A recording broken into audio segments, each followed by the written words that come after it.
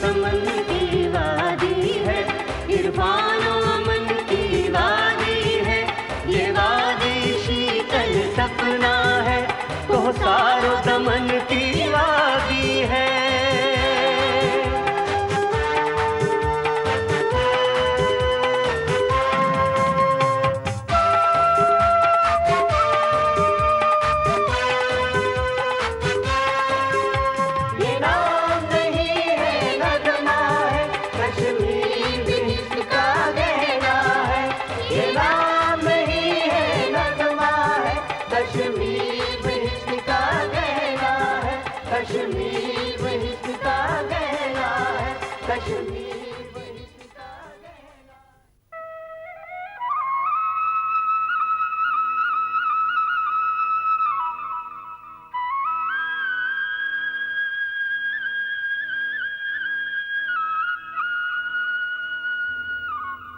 इतिहास की कड़ी धूप और घनेरी छांव से गुजरते हुए कश्मीर ने लंबा सफर तय किया है। कहा जाता है कि शुरू के जमाने से लेकर 14वीं सदी के मध्य तक की कश्मीर की तारीख पर अंधेरे की चादर पड़ी हुई है। चूंकि उस पूरे दौर का कोई बाकायदा ऐतिहासिक रिकॉर्ड मौजूद नहीं है, इसलिए उस पर यकीन करना या हकीकत के करीब समझना मुश्किल है। यही वजह है कि कश्मीर के लोगों की जिंदगी और उस जमाने के हालात पर किसी किस्म की राय कायम करना बहुत दुश्वार काम नजर आता है। इस सरजमीं ने इतनी तब्दीलियां और सियासी उतार चढ़ाव देखे हैं और इतनी लड़ाइयों और संकट से होकर गुजरी है कि आज का कश्मीर उस जमाने के कश्मीर से बिल्कुल अलग और मुख्तलिफ है। उस जमाने के बहुत से शहर और कस्बे अब भी मौजूद हैं, लेकिन राजधानी और कारोबार वगैरह के मरकज की हैसियत से उनकी अहमियत काफी बदल चुकी है।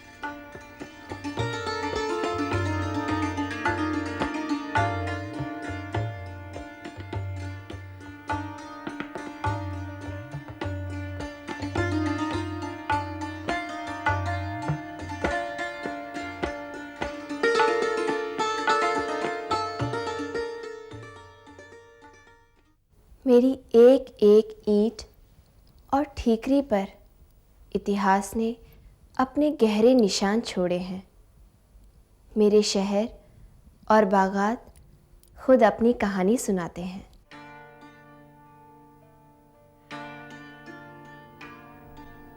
मशहूर तारीखदान कलहल के मुताबिक राजा अशोक ने श्रीनगर शहर आबाद किया था, जो 6ठी सदी ईस्वी तक राजधानी रहा। उसने इस शहर का नाम श्रीनगरी रखा था। उसने इसे 5 किलोमीटर दूर पांदरेठन से लेकर हारवन तक फैला दिया था।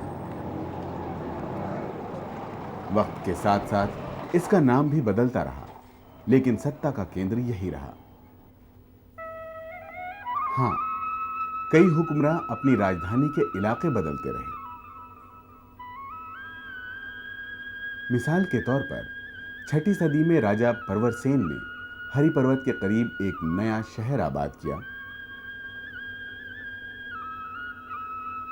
उसे नाम दिया परवरपुर, लेकिन यह नाम लोगों को पसंद नहीं आया, इसलिए फिर यह श्रीनगर ही कहलाया।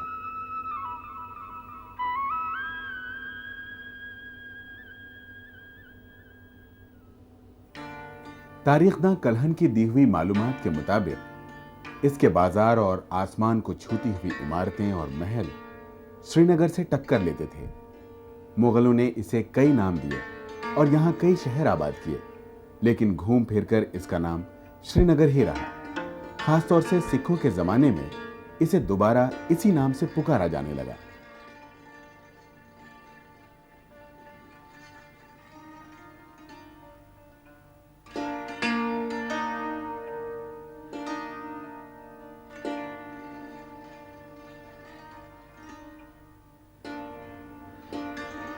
डोगरा राज में पूरब के इस वेनिस को बाकायदा गर्मियों की राजधानी का दर्जा मिला।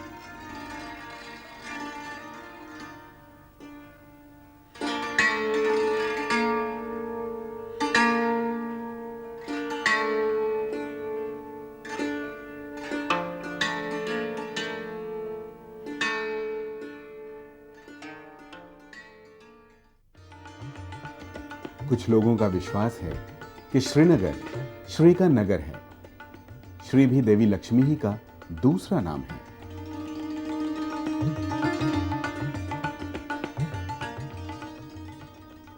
कुछ दूसरे लोगों का ख्याल है कि श्री सूरज को भी कहते हैं, इसलिए सूर्य देवता के नाम पर यह श्रीनगर कहलाया। श्रीनगर यानी सूरज का शहर। लेकिन कश्मीरी एनसाइक्लोपीडिया के मुताबिक श्रीनगर का मतलब सिर्फ शहर होता है, जैसे अरबी में शहर को अल बिलाद कहते हैं।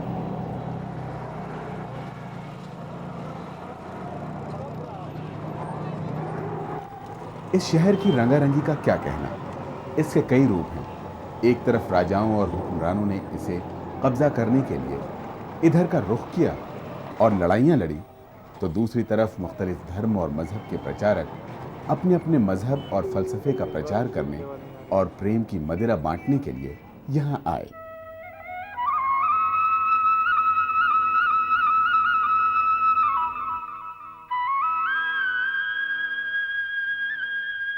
सूफी संतों ने आला रूहानी सुकून हासिल करने के लिए इसे अपना मरकज बनाया।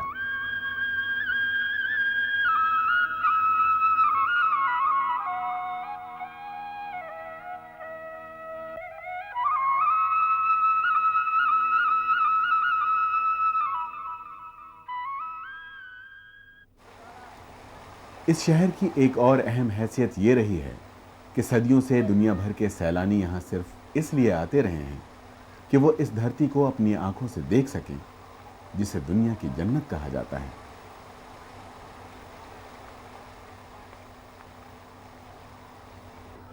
ऐतिहासिक अहमियत के पुराने रिसाले और सफरनामे इस शहर की तारीफ से भरे पड़े हैं।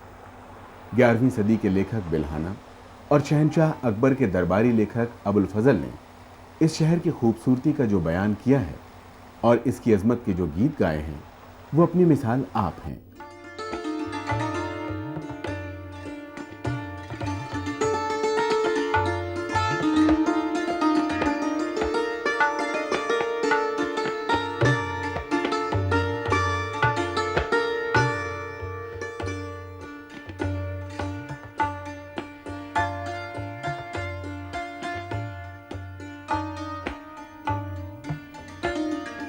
श्रीनगर की तारीख भी उतनी ही दिलचस्प है जितनी खुद वादी की तारीख। इसे कई बार जलाकर राख कर दिया गया और हर बार नए सिरे से आबाद भी किया गया। मकान आज ही की तरह उस जमाने में भी लकड़ी के बनाए जाते थे।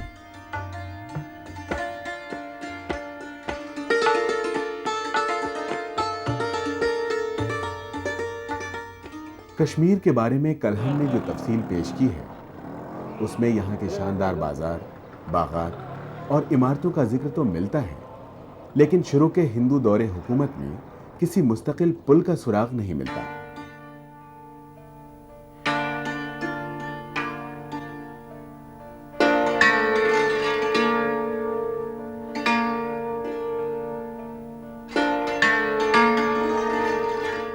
हरि पर्वत और शंकराचार्य की पहाड़ियों के साथ साथ जगह जगह मजबूत और खूबसूरती से तराशे गए पत्थरों के मंदिर और मस्जिद शहर के हुस्न को चार चांद लगाते थे।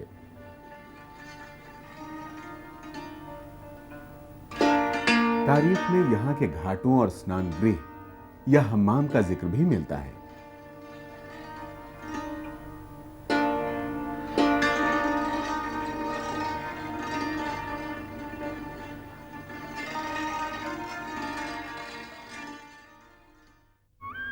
इस शहर में ज्येष्ठ रुद्र का मंदिर, जो अब शंकराचार्य के मंदिर के नाम से मशहूर है, कश्मीर का दूसरा सबसे पुराना मंदिर है। यह पहाड़ी हिंदुओं के अलावा बौद्धों के लिए भी पवित्र है। कहा जाता है कि इस पहाड़ी पर पद्म शंभू ने अपना कुछ समय बिताया था। मुसलमान इस पहाड़ी का सिलसिला पुराने जमाने के मशहूर बादशाह सुलेमान से जोड़ते हैं और इसीलिए इसे तख्त सुलेमा भी कहते हैं।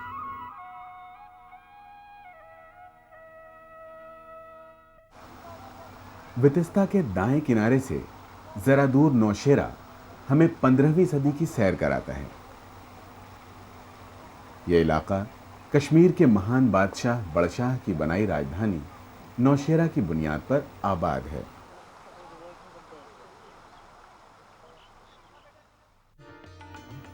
यहीं जैनापुर इलाके में ज़ैनुल आबिदीन बड़शाह ने कई महल तामीर कराए थे। उसके साथ ही जीनागीर नहर भी बनवाई थी, जिसकी वजह से यह इलाका सरसब्जो शादाब रहा। महलों को तो जला दिया गया, मगर जीनागीर नहर आज भी इस इलाके की शहरत है।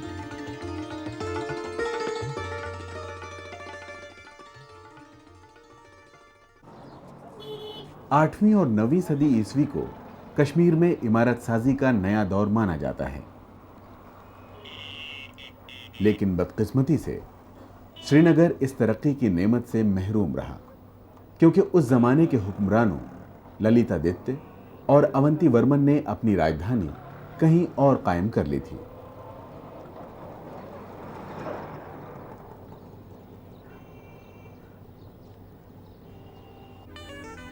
ललितादित्य ने परिहासपुर को अपनी राजधानी बनाया।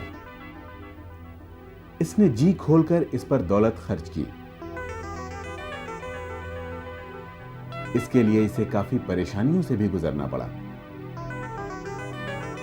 हालांकि ललितादित्य के दौर को कश्मीर का सुनहरा दौर कहा जाता है, लेकिन आज उसकी राजधानी का नामलेवा कोई नहीं।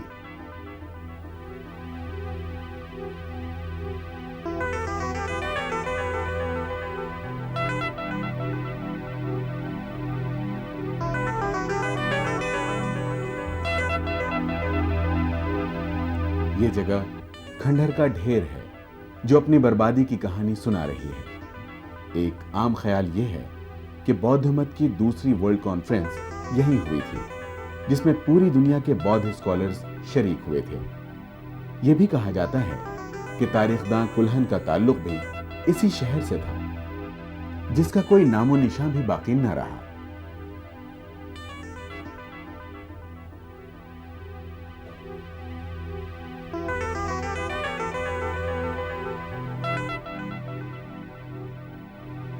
एक के बाद एक सभी हुक्मरानों ने इसे तबाह किया और इमारतों के साजो सामान को लूटा। इस तरह परिहासपुर उन लुटेरों के हाथों तबाह होकर अपनी अहमियत खो बैठा।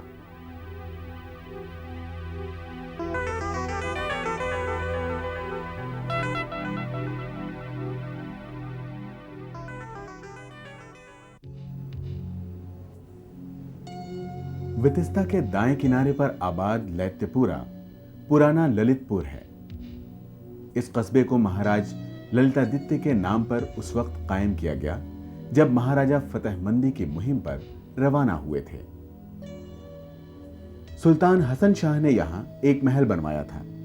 अता मोहम्मद खान ने भी 19वीं सदी में यहां एक छोटा सा किला बनवाया था, लेकिन अब इसके कोई नामो निशान नहीं नजर आते।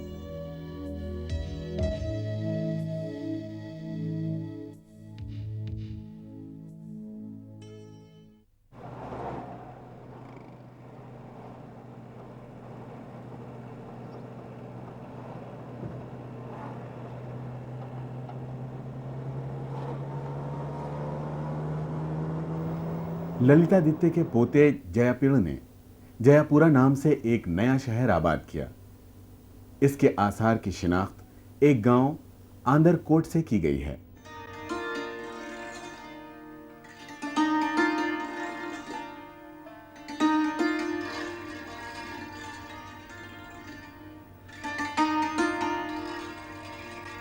संबल झील से निकले हुए एक जजीरे में आबाद ये शहर उस ड्रामे का सीन था जिसने कश्मीर में हिंदू राज का खात्मा देखा।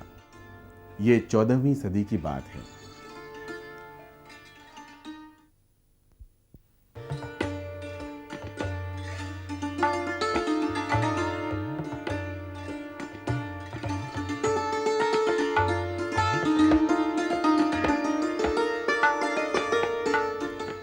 उस वक्त के राजा के चाचा पद्मा ने मौजूदा कस्बे पामपोर को 9वीं सदी की पहली चौथाई में आबाद किया था।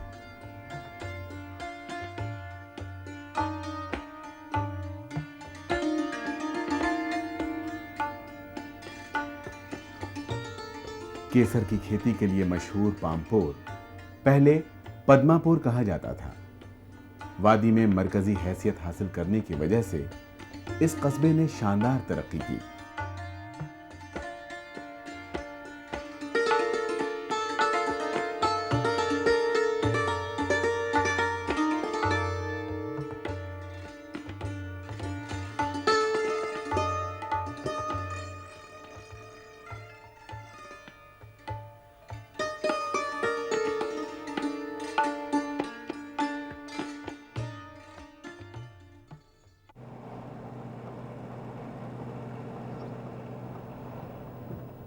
अवंतीवर्मन का शहर, जिसकी निशानी आधुनिक कस्बा अवंतीपुरा है, वितिस्ता नदी के दाएं किनारे पर आबाद था।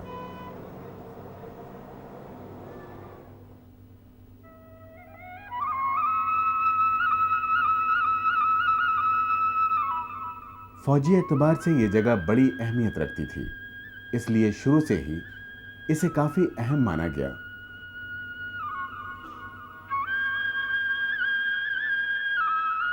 तारीखदां इसकी इस हैसियत से कभी इनकार न कर सके। पहाड़ों तक फैले हुए इसके पुराने खंडहर ये इशारा करते हैं कि पुराने जमाने में अवंतीपुरा बहुत बड़े इलाके तक फैला हुआ था।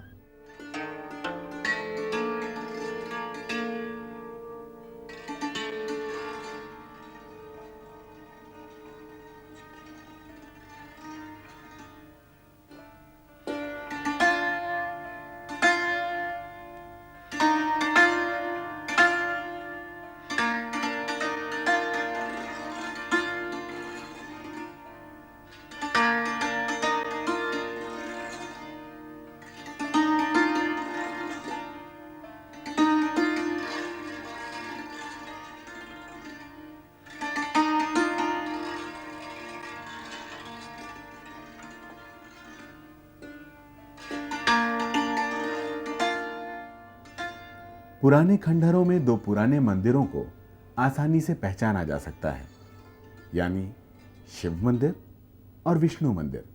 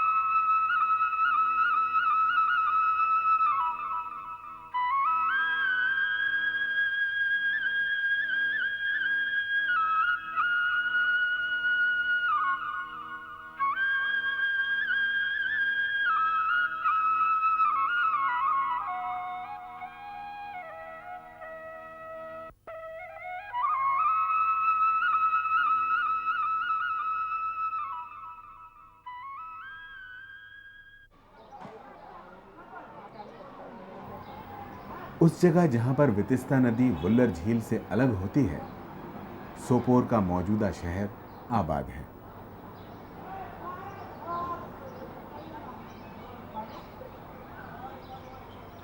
यह शहर भी अवंतीवर्मन के ही जमाने में कायम हुआ और इसका नाम सुय्यापुरा था। अवंतीवर्मन के वजीर सुय्या का आबाद किया हुआ यह शहर वादी के उत्तर में तिजारत का बहुत बड़ा मरकज था।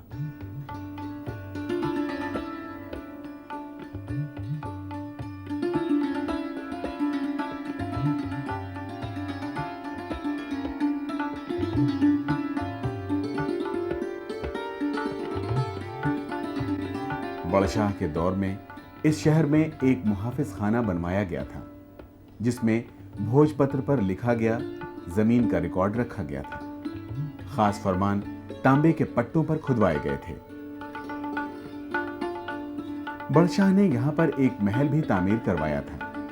उसके अलावा उसने एक अस्थायी पुल भी बनवाया था।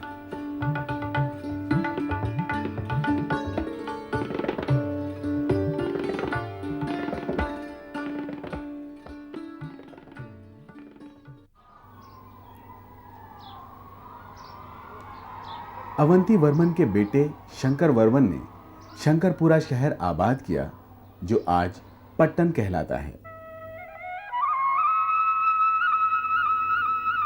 श्रीनगर से 17 किलोमीटर दक्षिण में बारामूला रोड पर शंकर वर्मन ने इस शहर को कायम करते वक्त वही इमारती साजो सामान का इस्तेमाल किया जो ललितादित्य की राजधानी परिहासपुर में इस्तेमाल हुए थे। आज के पट्टन में शंकर गौरी और सुगंधेश मंदिर के खंडहर उस जमाने के चश्मदीद गवाह हैं।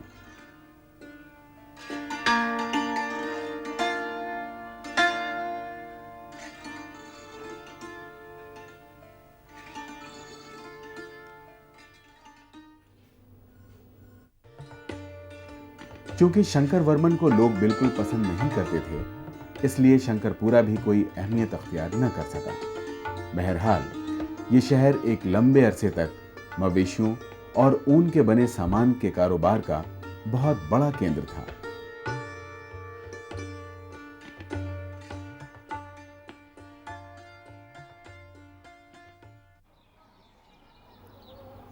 वितिस्ता नदी के बाएं किनारे पर एक और मशहूर शहर विजयेश्वर कायम हुआ था। राजा विजयानंद का आबाद किया हुआ यह शहर अब बीज बिहाड़ा के नाम से जाना जाता है। इस शहर में राजा अशोक का बनाया हुआ कश्मीर का पहला मंदिर अब भी मौजूद है और तारीख के उस दौर की याद दिलाता है।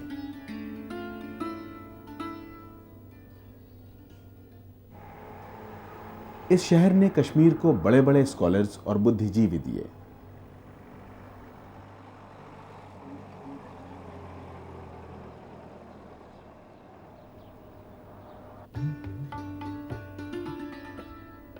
दारा शिकोह ने यहां एक बाग बनवाया था जो वितिस्ता नदी के दोनों किनारों पर फैला हुआ है। इस बाग की सबसे बड़ी खुसूसियत यह है कि वादी में सबसे ज्यादा मोटा चिनार यही मौजूद है।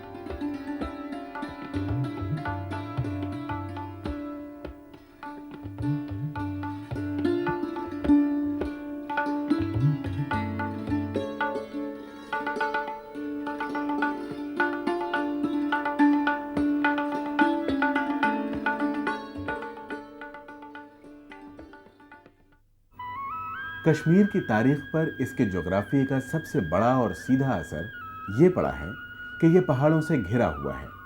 कल्हन, शरफुद्दीन और ह्योनसांग जैसे तारीखदां और सैलानियों ने हमेशा इस बात का हवाला दिया कि इस मुल्क और यहाँ के रहने वालों को पहाड़ ही बचाते हैं और दुश्मनों के हमलों से महफूज रखने के लिए इन्हें किसी किले या फसील की जरूरत नहीं है। अगरचे मोटर गाड़ियां इस सदी की शुरुआत तक यहां नहीं चलती थीं, लेकिन पूरब, दक्षिण और पश्चिम की तरफ आने वाले अहम रास्ते मौजूद थे।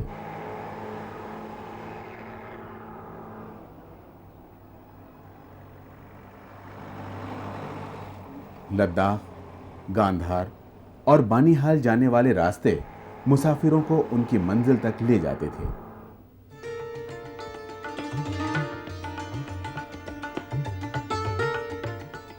सबसे पहले झेलम वैली रोड वादी और हजारा के बीच आने जाने का सबसे कम फासले का रास्ता था। यह रास्ता पुराने जमाने में भी मौजूद था और ह्योनसांग इसी रास्ते से गंधार आया था।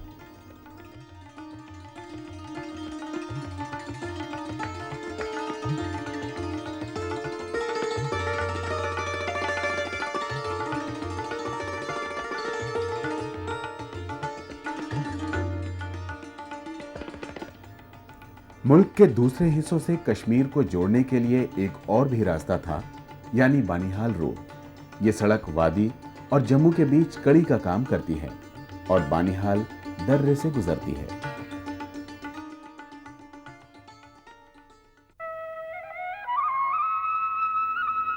गर्ज के कश्मीर हिंदुस्तान का वो हिस्सा है जिसने कभी मासूम बच्चे के चेहरे पर मचलती हुई मुस्कान और कभी बीमार की रात की तरह दर्द बनकर तारीख के हर दौर का मुकाबला किया है। इसकी खूबसूरती से प्यार करने वालों ने इसके हुस्न को और निखारने की कोशिश की और लूटने वालों ने इसे लूटा।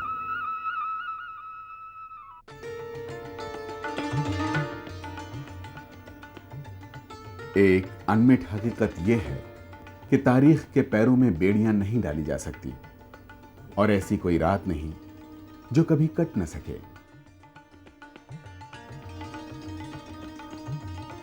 आज झेलम की लहरें एक बार फिर मुस्कुरा उठी हैं, शिकारे फिर तैरने लगे हैं और डल झील फिर जिंदगी के उसी वलवले का प्रतीक बन गई है।